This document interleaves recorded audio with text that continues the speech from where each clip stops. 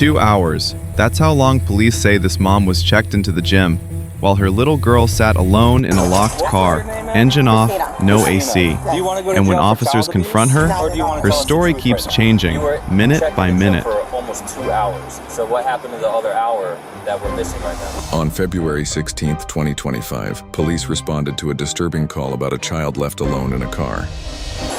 Can you open the door? Can you open the door? What's up, Cap? I guess she's being good, not opening the door for a stranger, but it's locked. No, it's off.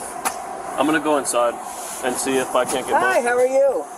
Can you open the door for me? Mommy's coming out. She said open the door. Can you open the door for me? She's coming out right now. Thank you, baby. Uh-oh. It's okay. Okay, Mom.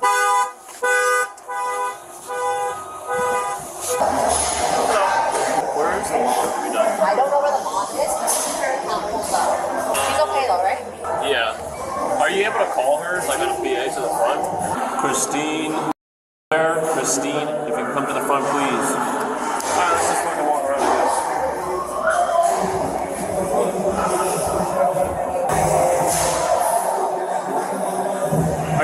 Are you Miss Christine?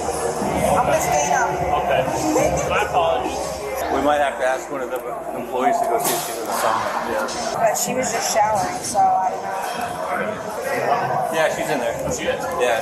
She said she was showering, but she's coming out. Okay. Can we talk to you outside? Okay. Is my daughter okay? Well, let's talk over here. Okay. She's okay now that the car's open. Oh, I literally went in there for like 5-10 minutes. Like Okay, 15, well, other 20. people have said otherwise, okay? Even 5-10 minutes, that's fine. That's What if something happens to you in the gym? Very true. My God, he scared me. I thought something happened to my daughter. That's all I cared about. Woo, I almost If had you a cared show. about it, then you wouldn't leave her in a car off. Oh my God. I then- thought it was like 15-20 minutes she was sleeping, and I was gonna come right back out. You scared me. Do you have your driver's license with you? It's all in the car. I'll definitely Okay. make sure it doesn't happen again. Can I go see her?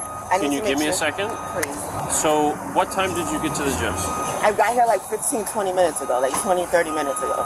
I went to the gym, I did my workout, and then I showered and came right back out. So you did a 15-minute workout and 15-20 shower. minutes, like 5 minutes, and I came back out, like 20-25 minutes total. Okay. Yeah. And it never happens before, so I'm like, oh my God, what happened? I've never, ever, ever left her to where she's alone. I'm just like, all right, let me just quickly go here since you're sleeping, and I'll come back out. Let me ask you this. Yes. And I hate to be up front or out of line. Are Yeah. you guys living under the car? or No, are you- not at all. I can actually show you a paycheck. Okay. I'm working. This is like a mistake. That's why I was scared. I'm like, let me run out. I can show you my paycheck. Okay, Okay. that's fine. I can literally pull it out and show you. So I checked her. She's on. She's been in here for almost 2 hours, right? Okay. Can I see it on the computer? She said she's been in here for 15 minutes. 7, 11. So she's exactly what time she's here. 2 hours. She said she's been here 15 minutes? Yeah. Tell her she's And I can take it out right now. I thought you guys scared me. I just want to make sure she's okay. What was your name, ma'am? Christina. Christina. Yes. Do you want to go to jail for child abuse? Not or at do you want all. to tell us the truth right now? I'm definitely telling you the truth. You checked in the gym at 7:27 this morning. Well, no. Do you know what time it is now? If you ask her, I came back out. I went It's to 9 o'clock. No. You've been here for almost 2 hours. I will tell you. I'm telling you the truth. I walked back out. Okay, regardless, she was still in the car. For like 15-20 minutes. Yes, that's true. Okay. But I can literally tell you, I walked out. All right, let's go get your driver's license and we'll go from there. And I can show you my paycheck and everything. My daughter has never been harmed, hurt. Okay, well, we don't know that, and this is our first encounter with you, so I find that hard to believe. Well, I can't trust you because you said you've been in there for 15 minutes and you've been in there for 2 hours. 25, 15 at the gym, like 5-10 minutes. Hi, Mom. How are you? Good. Gabby's good. What happened? No, she didn't do anything. A passerby called it in because they saw an unattended juvenile in the back with the car off. So with the biggest issue, obviously Florida and everything else is one, they don't want to leave unattended for long at all, but also the car has to be on, okay? Just put your bag on the hood. My book bag? Yes. Let's step over here to the front of it. So, do you want to tell me what's going on then? It's the honest truth. I wish you would believe me. I promise you. I can show you the text message, and you can even go to the tire shop. Can I tell you what happened, and then you can kind of see if I'm guilty or not? I'll hear you out. Let's start with this. Yes. What time did you wake up this morning? I woke up this morning probably like around 6 something, going on 7 because, and I'll tell you, I'm trying to tell you, I have proof. Okay. You woke up at 7 o'clock and then what happened? I called to see if there's a nearest gym. So I normally go to the gym, I do a quick workout, and then I leave. So I'm driving back. The reason why we're here, which I have proof, I'm trying to tell you kindly, my car, we got a flat. I'm glad we weren't on 995. The tire popped. I purchased it for $60-something. Our tire blew out in front of the tire shop. Yesterday, last night, around 11, almost like 10-something, around 11. And Where were you guys coming from? We were literally coming from home, and then what would happen is I came back down here. I was going to go to see her, and the tire popped. So that's why I'm like, all right, let me see if you guys can help me. I can show you proof. I would love to show you got a flat tire at 11 p.m. And I can show you. I don't want you to think I'm a liar. My daughter's the most important thing to me in my life, and I've never done anything wrong. That says otherwise. I know, and I don't want you to feel like I'm like no, even she's a happy child. She's not like my daughter. She doesn't even know what's going on. She's never been around a cop before, and that's how I found it. Hang on right here for a little bit. The first time because of the tire. Do me a favor, we can hang out over here so my partner can talk to her. Yeah. She's okay.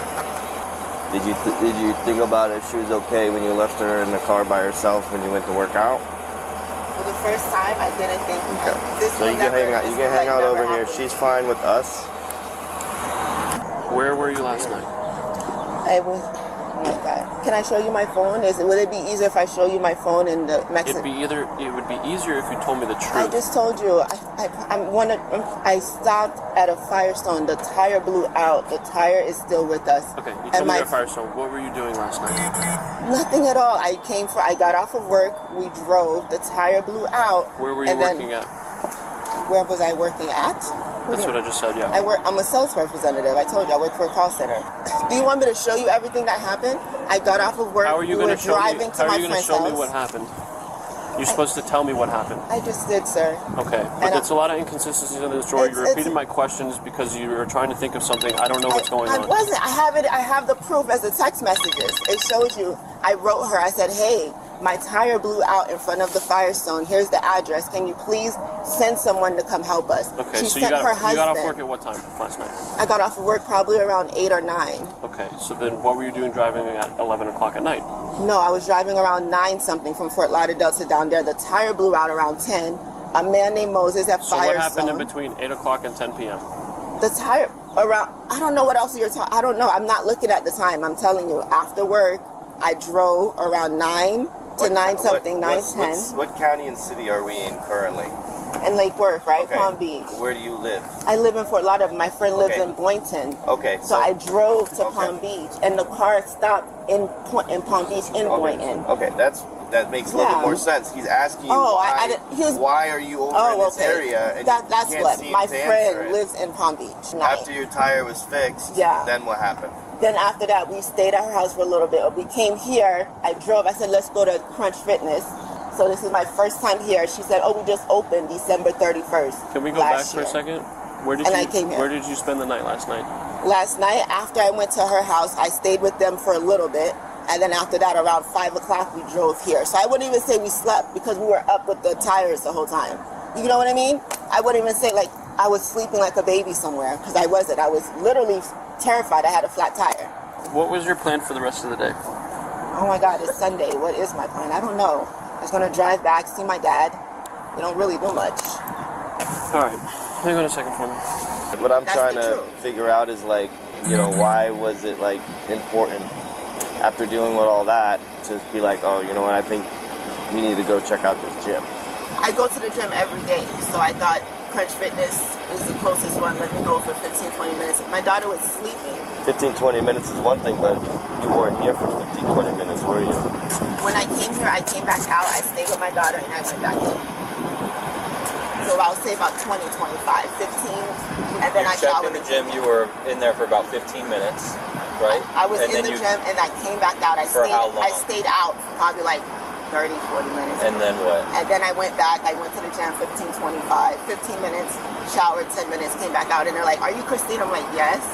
And then that's like the So cops are 15 minutes, and then you came out for 30 minutes, and then you went in there for another 20 minutes.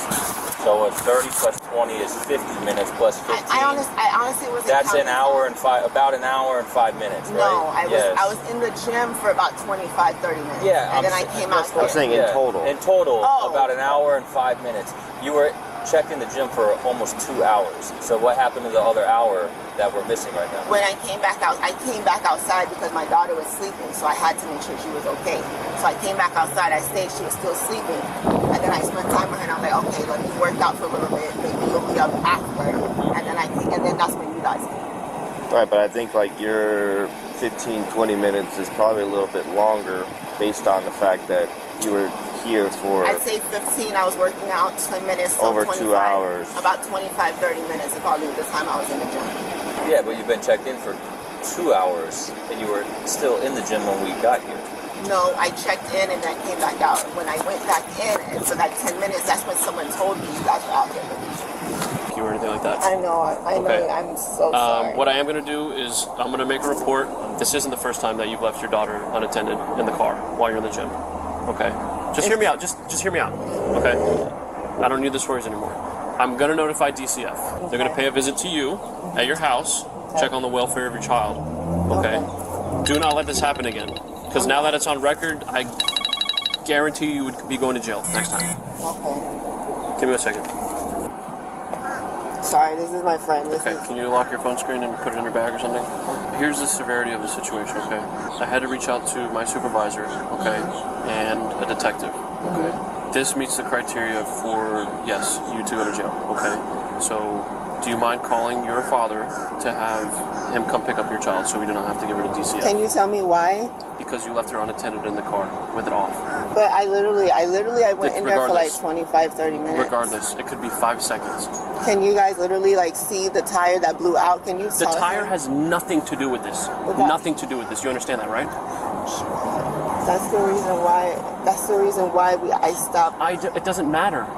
It doesn't matter. You could be at Crunch in Miramar. You could be at Crunch in Fort Lauderdale. You could be at Crunch in New York. It's the same thing. You understand that, right? No, but leaving your child unattended. The thing is, this is not something that happens to me. Like it happened today. Today. I've always been the type of person to make sure my daughter is well taken care of. Okay. And do you want to call your father and have him come pick up your child? Let's go ahead and give him a call. It's gonna take. I don't care. I don't know how he's gonna get there. Does he not have a car?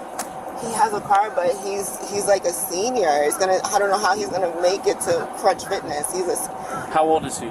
My dad's about like 75, 76. Okay. What other family members live close by? Or any other family member that's nearby here that I can call her. That I can call, like, literally. I wish somebody would believe. Like, literally, she just called me, too. Right. Give me your bag. Please. Go ahead and call Dad. Is there any way, like... No. Can I speak to him? And I'm, like, telling you guys that I can call my dad, but there's no way he's going to be able to come way down here. Okay, and all right. Put your phone on the roof. You want me to try to call him? Please? Face the car. Please don't do this. Okay, I'll call my dad. Okay, I'm going to take care of that. I'm going to have you on speaker, okay? Stop. Do not do that. Please let me call my dad. Please let me call my dad. Okay, we'll call him in a little bit, okay? Right now, that's not going to happen. Please let me call my dad so my daughter is safe. At least I can call her grandmother or something, please. I got you. Just take a seat. Can I at least call her grandmother? Take a seat. I don't want your child to see. I don't think I might faint. Take a seat. Can you please let me call my dad? Take a seat. I don't want your child to see. Keep drawing. She's okay. They're just talking. He just has to speak to her in the car. Take a seat. Take a seat. Gabby, mommy is arrested. She's gonna come in. I don't know why, mommy. I'm arrested. Okay. That's good for your child, but that's not what I wanted to happen. I'm so scared. I don't know what happened. Well, I don't understand why you put your foot in. I don't know what I did. Real good. Nice.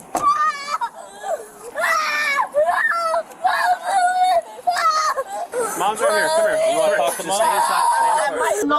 I might faint. I'm so serious. I might faint. I might faint. Please have somebody. I know what I did. I might faint, you guys. I'm serious. Is it Dad? Yes, I've never been locked up before, ever. I might faint. The whole reason you're in handcuffs has nothing to do with your tire being blown out. It has to do with your decision of leaving your kid in the car unattended. Does that make sense to you now?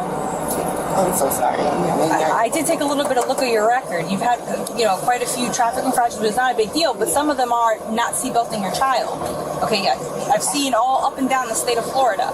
So you just gotta make sure that you're making smart decisions for your little girl, because again, you're her mom, right?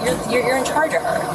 The rescue's here, and they're gonna check you out. Okay? Can I ask you what happens next after this? Like, how do I come back to my daughter? Like, what happens? Well, she'll be able to come.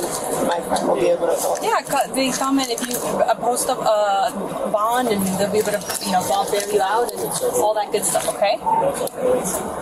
You're gonna be here.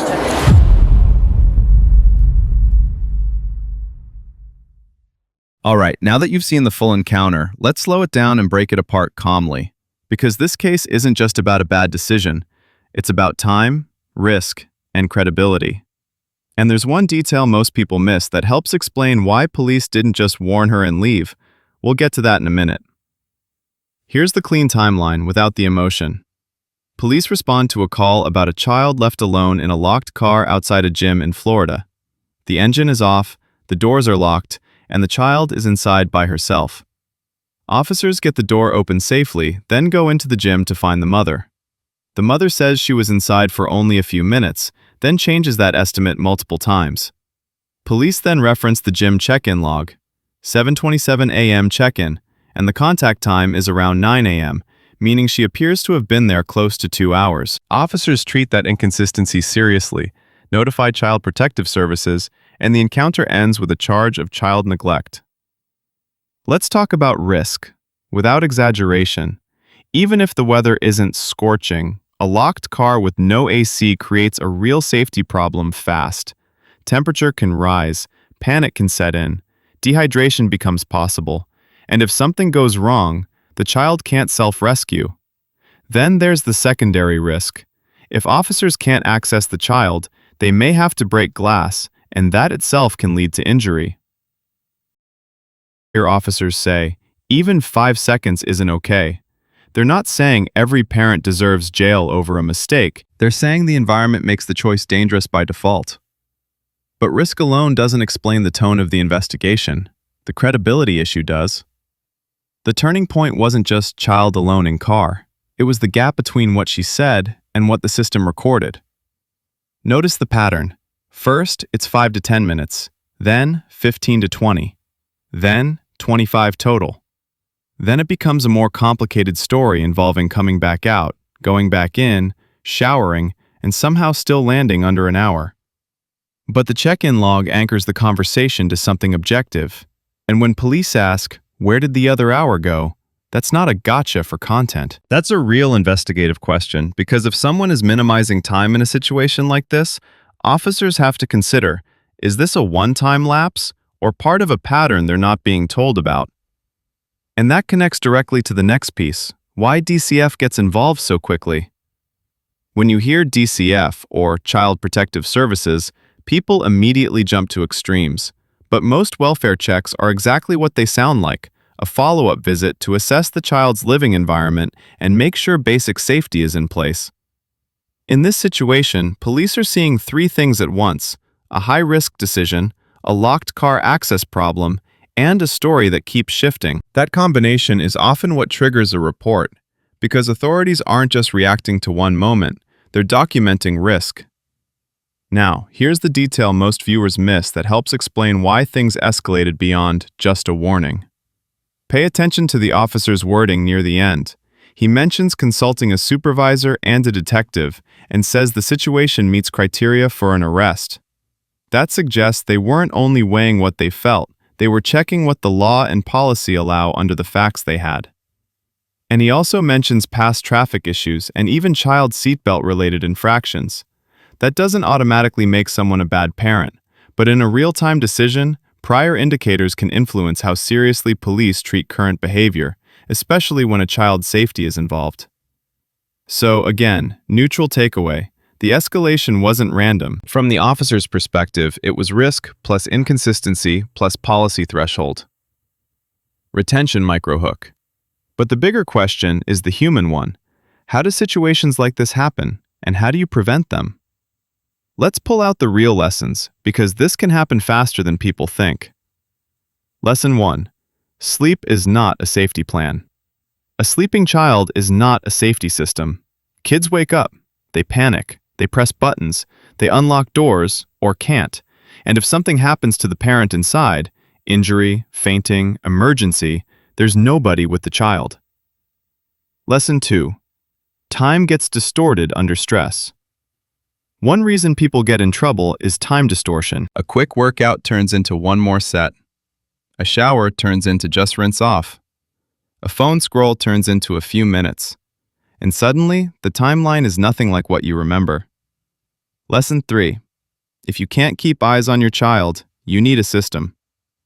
If you're running errands, at a gym, or anywhere that separates you from your child, you need one of these. Childcare, a trusted adult, or a setting where the child can legally and safely stay with you. Some gyms offer daycare. Some communities offer supervised play areas. If none of those exist, the hard truth is, you skip the workout that day. Lesson 4. Credibility matters as much as the mistake. If you make a mistake, your best move is a clean, consistent account. Here's what happened, here's the timeline, here's what I did wrong, and here's how I fix it. When the story shifts, even good intentions start to look like avoidance. Retention line. And that brings us to the debate everyone's going to have in the comments. Some viewers will say, "Charge her, this is neglect." Others will say, "She made a mistake and panicked, don't ruin her life." Both reactions come from the same place, child safety. The most fair way to look at it is this. Leaving a child in a locked car is a high-risk choice. And once police arrived, the shifting timeline made it harder for them to treat it like a simple misunderstanding. Question to drive comments. So I want to ask you, strictly in terms of policy and safety, if the check-in log says almost 2 hours, what should the consequence be? A warning? Mandatory parenting class? A formal charge? Tell me what you think is the most reasonable outcome and why.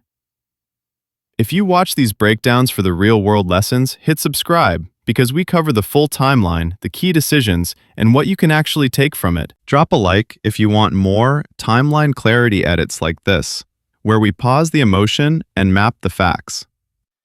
Retention loop. Tease next, keep them watching. And don't go anywhere, because in the next story, the timeline flips. A parent insists they never left the child alone, but the body cam shows something completely different. I'll pin that episode right here when it's up, because the twist is unreal. At the end of the day, the child's safety is the only non-negotiable. And when adults make choices that put kids in danger, whether through stress, exhaustion, or bad judgment, the system responds, sometimes harshly, sometimes quickly. Stay safe out there, and I'll see you in the next one.